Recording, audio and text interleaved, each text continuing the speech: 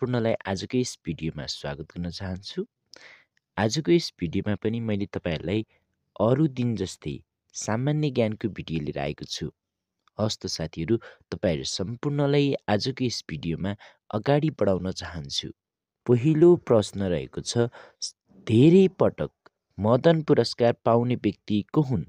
साथीहरु, यस प्रश्नको सही उत्तर रहेको छ सत्यमोहन जोशी। उहाँले सबैभन्दा धेरै पटक मदन पुरस्कार प्राप्त गर्नु भयो। दोस्रो नम्बरको प्रश्न, पानीको घामका लेखक को हुन्? पानीका घामका लेखक हुन् अमर न्यौपाने। तेस्रो नम्बरको प्रश्न, नेपाली भाषाका पहिलो नाटककार को हुन्? बालकृष्ण सम। उहाँलाई नेपाली भाषाका पहिलो नाटककार भनेर चिनिन्छ। चौथो नम्बरको प्रश्न, निजामती सेवा दिवस कहिलेदेखि मनाउन थालिएको हो? निजामती सेवा दिवस विक्रम सम्वत 2061 सालदेखि नेपालमा मनाउन थालिएको हो। पाँचौं नम्बरको प्रश्न, नेपाल प्रजा परिषदको स्थापना कहिले भएको हो? विक्रम सम्वत 1993 साल जेठ 20 गते नेपाल प्रजा परिषदको स्थापना भएको हो।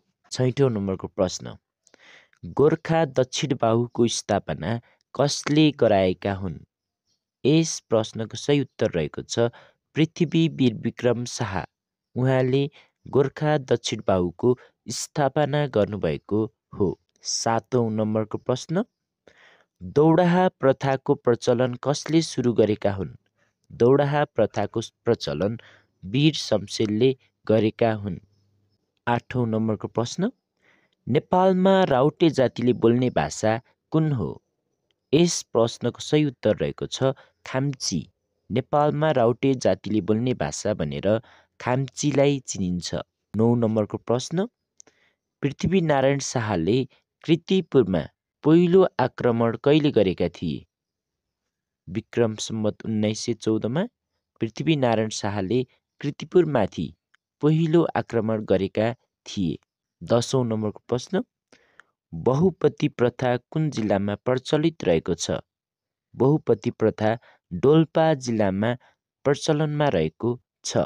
11औं नम्बरको प्रश्न, नेपाली भाषालाई कसले मान्यता दिएका थिए?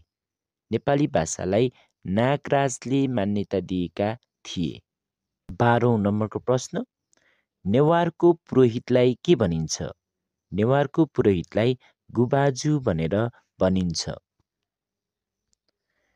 13औं नम्बरको प्रश्न रहेको छ, नेपालमा कागजी नोटको चलन कहिलेदेखि भएको हो?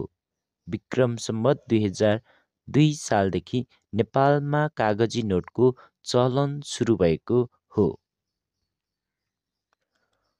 14औं नम्बरको प्रश्न, चम्चा उपन्यासका लेखक को हुन्?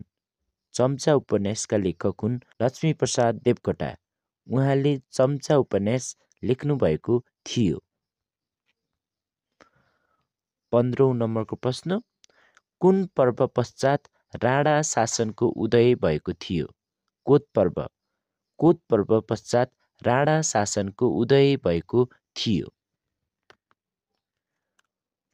16औं नम्बरको प्रश्न रहेको छ, लिच्छवी कालमा कृषि उत्पादनमा लगाइने करलाई के भनिन्छ? भाग। लिच्छवी कालमा कृषि उत्पादनमा लगाइने करलाई भाग भनेर भनिन्थ्यो। 17औं नम्बरको प्रश्न रहेको छ, लाल मोहर लगाउने चलन कुन राजाको पालादेखि चलेको हो? पृथ्वीनारायण शाह। उहाँको पालादेखि लाल मोहर लगाउने चलन चलेको हो। 18औं नम्बरको प्रश्न, ताङबे जाति नेपालको कुन जिल्लामा बसोबास गर्दछन्? मुस्ताङ जिल्लामा। ताङबे जातिहरूको मुख्य बसोबास जिल्ला भनेको मुस्ताङ जिल्ला हो। 19औं नम्बरको प्रश्न रहेको छ, गोरखापत्र प्रकाशन कुन प्रधानमन्त्रीको पालामा भएको थियो? देव शमशेर। गोरखापत्र प्रकाशन विक्रम सम्वत 1958 सालदेखि सुरु भएको थियो र त्यतिखेरको प्रधानमन्त्री भनेको देव शमशेर हुनुहुन्थ्यो। 20औं नम्बरको प्रश्न, विक्रम सम्वत 1912मा नेपाल तिब्बत भोट युद्ध हुँदा बखतमा नेपालका प्रधानमन्त्री को थिए? त्यतिखेर नेपालको प्रधानमन्त्री थिए जङ्गबहादुर राणा।